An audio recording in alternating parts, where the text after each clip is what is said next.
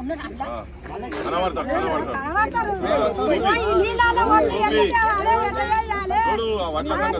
చేస్తున్నావు, ఎక్కడ చేస్తున్నావు, ఎవరిని రక్షిస్తున్నావు? మేము రైతులను చావాలా ఉండాలా? మరి కొంటున్నావా కొట్టలేవా?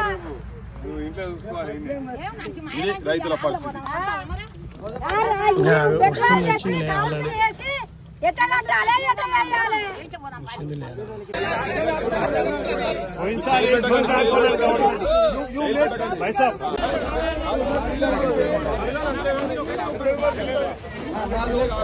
మేము జనం మీకంటే నీళ్ళు వాన వస్తే మరి వాన వచ్చేదాకా ఎందుకు ఉంచాలి? మళ్ళీ ఒకసారి విజిట్ చేద్దామని వస్తే ఇక పరిస్థితికి పాపం వడ్లు మొత్తం తడిసి ఎందుకు ఏం ప్రాబ్లం ఏమైతుంది?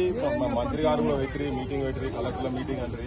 లాస్ట్ టైం హనుమంతరావు ఆయన కలెక్టర్ బాగానే చేసి ఇప్పుడు ఇన్ని రోజులు ఇప్పుడు ఇంత తడిసింది, ధాన్యం తడిచింది, భువనగిరికి వెళ్ళి మొత్తం వస్తే ప్రాబ్లం ఎందుకు?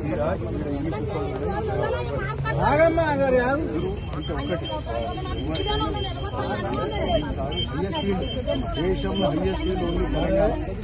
ప్రతి గింజ కొంటామనే రాష్ట్రం ఓన్లీ తెలంగాణ రాష్ట్రం. ఇప్పుడు 2 నెలలు అవుతుంది, 2 నెలలు తెలిసి అన్ని తెలిసినా ఇప్పుడు వాళ్ళు నెల రోజులైంది, పిల్లలు లేని వాళ్ళకు ఇతర పెద్ద మనుషులు మీరు అడగండి. ఇప్పుడు వచ్చి ఇక్కడ కాదు, నేను ఆ మొత్తం నేను భువనగిరి కాడికి వెళ్ళి వస్తుంటే అదే ఉంది. మేము అసలు ఏం చేస్తున్నారు? రేవంత్ ఏం చేస్తుండ్రు? ఎందుకు ఏం చేస్తున్నారు? ఎన్ని రోజులు ఉంటుందా అనేది ఇప్పుడు దాకా సమస్య లేదు. మేమనేది కాదు. ఇప్పుడు నేను ఇప్పుడు సమస్య లేకుండా ఇలాగా రాకపోయాను కదా, ఎందుకు వస్తాను చెప్పండి. సమస్య లేకుండా మిమ్మల్ని అనాల్సిన అవసరమే లేదు కదా మాకు. ఈసారి మేము 4 పంటలు పర్ఫెక్ట్ గా ఒడ్లు కొన్నాము. ఈసారి పంట ఎక్కువ వచ్చింది. కేంద్రము బియ్యము కస్టమ్ మిల్లింగ్ రైస్ ఆర్డర్ పెట్టాలి, కేంద్రం తీసుకోలేదు. కేంద్రం అంటారు, కేంద్రం అంటే రాష్ట్రం ఇబ్బంది పడద్దు కదా.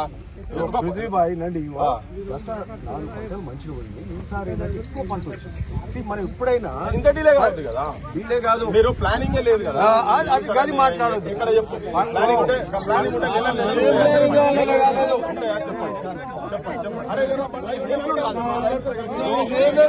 ఏంటంటే స్పీడప్ చేయండి అని చెప్తున్నా. ఇప్పటికీ కూడా ఏం లేదు. ఇంకా 4 రోజులు అయితే అప్పులపాలే పేర్లతో సహా చెప్తా. రాజన్న, మల్లేశు, కుక్కలకాడ మీద పడి చచ్చిపోయారు. మీ దగ్గర కాదని చెప్తున్నాను. మెదక్లా చచ్చిపోయారు. మొత్తం చూస్తున్నాం కదా. ప్రెస్ మీట్ పెట్టి ఎంతమంది రైతులు చచ్చిపోయారో రైట్ అనౌన్స్మెంట్ కానీ నువ్వు అన్న చెప్పండి. ప్రాబ్లం అయితే కొంతమంది చచ్చిపోతుండొచ్చు అని చెప్పండి. మరి రైతులు చచ్చిపోతున్నారు మమ్మల్ని అట్లా అంటే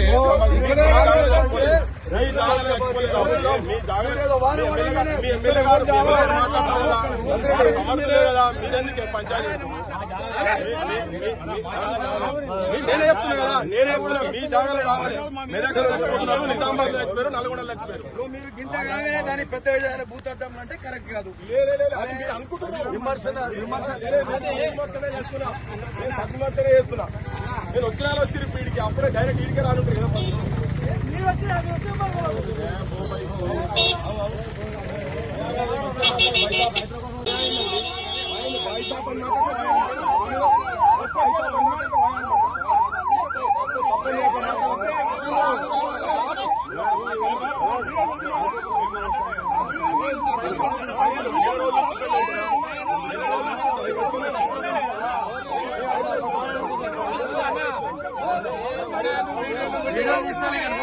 తీర్చుకుంటాం అంటారు. అయితే ఇప్పుడు తీర్చుకుంటాం అయితే మా తమిళోళ్ళు కూడా ఆడ పోయినాయి కొన్ని. అయితే వీళ్ళు ఎత్తలేక మళ్ళీ అటు ఇటు మళ్ళీ ఖరాబ్ అవుతాయి అని అయితే కిలోగానే అర్ధ కిలో పోయినా కానీ మాకు కట్ అయినా కానీ మాకు ఎత్తు అంటే ఎత్తుకురు లారీ అది. అయినా ఆడ ఇప్పుడు ఆయన 2 కిలో అంటే ఇదివరకు 2 కిలోలు రోజుకు 2 కిలోలు కట్ చేస్తుంది. మళ్ళీ ఇప్పుడు ఏం చేసారు, మళ్ళీ ఒకటి నేను చెప్తున్నాడు. అయితే ఇప్పుడు మళ్ళీ లారీకి లారీ వాళ్ళు ఏం చేస్తారు, 3 రోజులు 5 రోజులు ఆగుతుందని బస్సుకు 5 రూపాయలు మాతాన్ని అసంతాన్ని తీసుకుంటుంది. ఇవన్నీ మాతాన్ని ఇప్పుడు వాన పడది, ఇప్పుడు అది తడిసిన దానే ఉంది. అది కొనుగోలు చేయమంటారు మిల్లు. ఇప్పుడు తీసుకుపోతే కిలో అర్ధ కిలో కట్ చేస్తేనే మేము తీసుకుపోతాం. లేకపోతే అంటే ఇప్పుడు 2 కిలో కట్టు వాళ్ళకి తడిసినందుకు కిలో అర్ధ కిలో అంటారు. అట్లా అంటేనే ఇప్పుడు ఈ లారీలు ఎత్తురు. ఇప్పుడు లారీలు మాత్రం ఎత్తపోదు. ఇప్పుడు అప్పుడు ఆయన ఎత్తానన్నాడు, నేను నాకు పొద్దునే ఆయన ఎత్తానంటే అయ్యి ఆడ ఆపేరు. ఇప్పుడు వాళ్ళు ఆసాం ఒప్పుకురు రైతులు రైతు మాకు ఖరాబ్ అవుతుంటుంది. రేపు వరకు మన నాణ్య ఖరాబ్ అయితే వాళ్ళు ఒప్పుకుంటే ఇప్పుడు ఎత్తిరు, అది కట్ట అయితేనే ఎత్తిరు ఇప్పుడు వాళ్ళ. ఇప్పుడు నేను ఇక్కడికి వచ్చి చూసిన తర్వాత మీ ఎమ్మెల్యే గారు నీ ముంగండి అన్నారు, ఏ వంపులో ఉన్నాయి 1-2 తడిచినాయి, మీరు కావాలని వచ్చి ఇక్కడ చేస్తున్నారు అని చెప్పని అంటారు. ఆయన అనేది నిజమా? ఒక 2 తడిచినాయి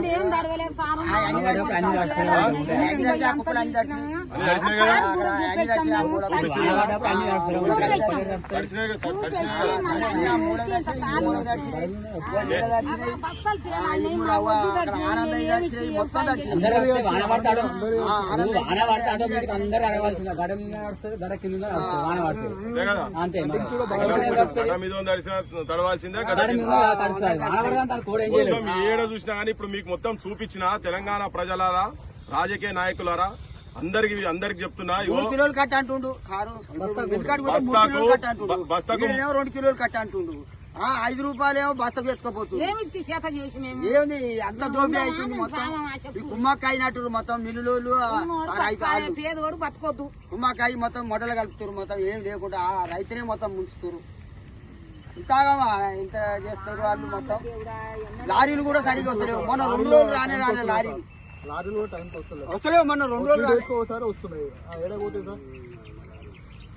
లారీలు మొత్తమే రాలే. మొన్న 2 రోజులు రాకపోతే టక్ అయ్యి.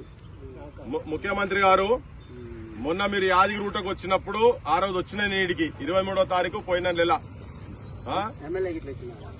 ఎమ్మెల్యే ఆ రోజు ఈడికి ఎందుకు వచ్చిన? ఆడికి గుడికాడికి వచ్చిరుగా, యాదగిరి రూటి కాడికి వచ్చిన ఆ రోజు చూసిన మళ్ళీ ఇప్పుడు చూసిపోదామని వస్తే ఇగో వర్షం పడి మొత్తం అన్ని కుప్పలు తడిస్తే ఎమ్మెల్యే నేను ఇడున్నా అని చెప్పి ఇంతకుముందు చెప్పినాక స్కూల్ కు ఇనాగ్రేషన్ కు వచ్చిన అనగానే నేను ఇక్కడికి వచ్చినా అని తెలుసుకున్నాడు.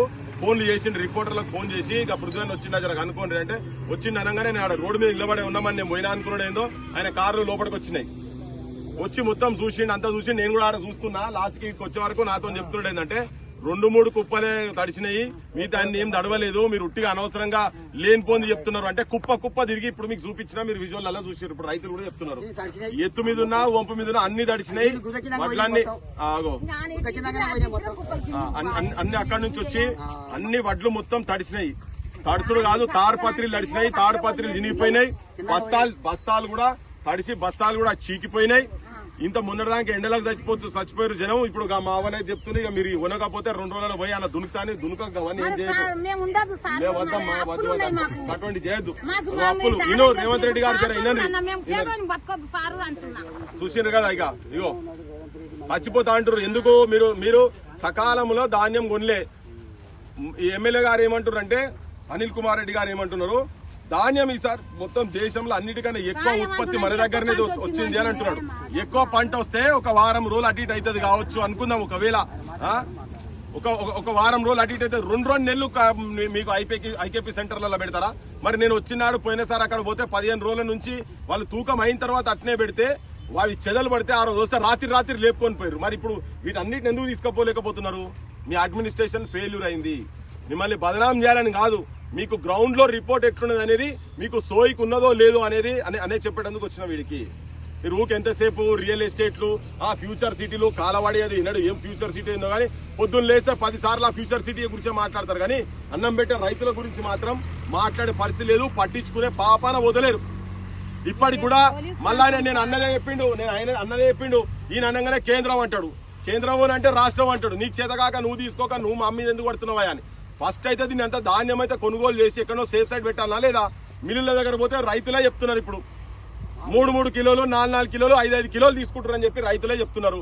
లారీలో కూడా పైసలు ఎక్కువ ఇస్తేనే వస్తాం లేకుంటే లేదని అవన్నీ తడిచినాయి. ఆడిపోయినా ఇప్పుడు ఆయన ఏం కావాలి, మళ్ళీ ఏం కావాలి, దాని తర్వాత ఏం కావాలి? ఇప్పుడు లారీ పెట్టుకున్నారు కదా, అవన్నీ తడిచినాయి.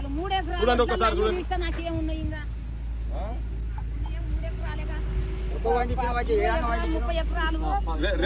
రేవంత్ రెడ్డి గారు మీరు ఇమ్మీడియట్ గా మీరు మళ్ళా రివ్యూ మీటింగ్లు పెట్టండి. మీ కలెక్టర్లను ఒక 3-4 రోజుల లోపట్నే ఇప్పుడు కాలం చూడుకో. మేము ఆ రోజే చెప్పినాం ఇంకో 10 రోజులు అయితే కాలం వస్తూనే ఉంటదని చెప్పండి. ఇప్పుడు 15 రోజులైంది, 15 రోజులైంది ఇప్పటికి. మేము వచ్చిపోయి కూడా 15 రోజులైంది. 3-4 రోజులలోనే మొత్తం కొనేస్తామని చెప్పిండ్రు. 3-4 రోజులలోనే మొత్తం ఉంటామని చెప్పిండ్రు. ఇప్పటికి 15 రోజులు అవుతున్నది. ఇంకా ధాన్యం కొనలేదు. ధాన్యం కొనేది ఉంటే మాకు పనే లేదు కదా, మేము ఎందుకు వస్తాం ఈ దానికి వచ్చి నీ గురించి మాట్లాడేది మాకు ఏమైనా షోక్ ఉందా? ఏం షోక్ లేదు. కానీ రైతుల పరిస్థితి ఇట్లున్నాయని చెప్పడానికి వచ్చినాం ఈ దాకా. వీడికి వచ్చినాక కూడా మరి మా కళ్ళు కనబడతలేవా లేకపోతే ఆయన కళ్ళు కనబడి అబద్దం చెప్తున్నాయి ప్రజలు డిసైడ్ చేస్తారు. కెమెరా ముంగట అన్ని కుప్పల కాడి తీసుకుపోయి చూపించినాం మీకు. మీ ముంగటనే ఎమ్మెల్యే చెప్పిండు 1-2 తడిచినాయని చెప్పిండు ఆయన. ఇప్పుడు మొత్తం చూపించినాం వాళ్ళు మాట్లాడేది పచ్చబద్దం అని చెప్పి. గ్రౌండ్ రియాలిటీకి ఇట్లా ఉన్నది. జనం ఇబ్బందులు ఉన్నారు, రైతులు ఇబ్బందులు ఉన్నారు, అప్పులపాలు అవుతున్నారు. వాళ్ళని ఆదుకోండి, రక్షించండి. వాళ్ళ పాపాన మీరు రాక్షసులు కాకండి. మీ రాజరికం మంచిగా చేయండి. కానీ ఇట్లా చేసి ఇబ్బంది పెట్టి నాశనం పట్టించుకోకండి. రేవంత్ రెడ్డి గారు మీ గవర్నమెంట్ ఇట్లున్నది. ఆపోజిషన్ వాళ్ళు కూడా చెప్తున్నా ఒత్తిడి చేయండి. మీరు ఏదో ఒక్కసారి వచ్చి ఫోటోలు దిగిపోడు కాదు. దీని మీద ఉద్యమాలు చేయాలి. మేము మీ లెక్క ఎమ్మెల్యేలు ఎంపీలం కాదు. మేము ప్రజల పక్షాన మాట్లాడుతున్నాం, ప్రజల పక్షాన చెప్తున్నాం. మేము ఇవి ఇష్యూస్ రేపో ఎల్లుండి అయితే మొలకలేస్తాయి. ఏం కావాలి? ఒక రైతుకు ఒక ఫసల్కు ఒక 50,000, 40,000, 30,000 అప్పైన తర్వాత దానికి మితి కట్టలేక ఎన్నేళ్లు ఇబ్బంది పడాలి. వీళ్ళకైతే పిల్లలే లేరు, వీళ్ళకి పిల్లలే లేరు. వాళ్ళు ఇద్దరు ముసలోళ్ళే. వాళ్ళ పంటనే ఇప్పటిదాకా నేను గాడ చూపించింది. మొత్తం చీకిపోతున్నాయి, ఎక్కడికక్కడ బస్తాలు కూడా చీకిపోతున్నాయి. ఏం పాలన చేస్తుర్రో, ఏం ప్రజాపాలన చేస్తుర్రో, ప్రజా కంటక పాలన చేస్తుర్రో, పిశాచుల పాలన చేస్తుర్రో ఇక మీకేరుక. ఈ రైతుల గోసలు జనమన చూడు. ఇగో వీళ్ళని పెట్ట ఆ గిసైల్ పెట్టిరు. ఆ మంత్రులకు మాసులకు ఫోన్లు చేసి కాదు, కసంటోళ్ళకి ఫోన్లు చేసి ఏం చేస్తున్నారు మీరు, మీ ధాన్యం సంగతి ఏందని. ముఖ్యమంత్రి వచ్చిపోయిన దగ్గర, మేము వచ్చిపోయిన దగ్గర 15 రోజుల తర్వాత ఈ పరిస్థితి ఉంటే తెలంగాణ మొత్తంలో ఎటువంటి పరిస్థితులు ఉన్నాయో జనానికి అందరికీ ఎరికే. ఇమ్మీడియట్ గా దీని మీద మళ్ళా వేరే అన్ని పనులు పక్కకు పెట్టండి. మీరు మీ ప్రైవేట్ హాస్పిటల్ ఇనాగ్రేషన్లు ఇవన్నీ పక్కకు పెట్టి ఈ పని మీద పడురు జర.